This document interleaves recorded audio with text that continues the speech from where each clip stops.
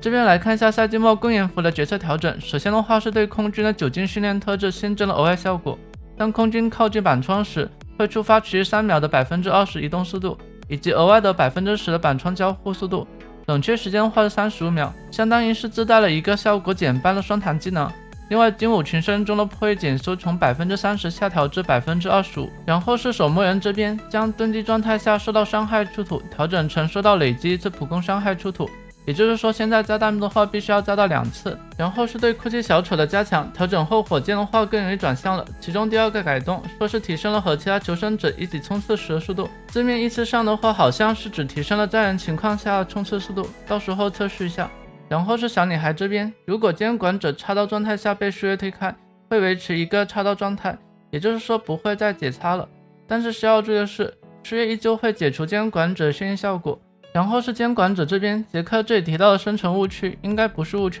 而是在击倒求生者或过上椅子位置生成的一个小范围误区，以便后续第一时间进入隐身状态。最后的话是摄影师这边缩短了回牌后的僵直时间，另外还提升了普攻攻击速度，这里的话应该是包括前摇和后摇动作。最后还有排位模式下，如果手机端玩家主动开启匹配 PC 玩家的话，会匹配到较低段位的 PC 玩家。此外对局失败的话会获得额外的排位分补偿，感觉这个不管对 PC 玩家还是手机端玩家都是蛮不错的，有利于缓解排位的等待时间。好了，以上的话就本期视频内容，我们下期视频见，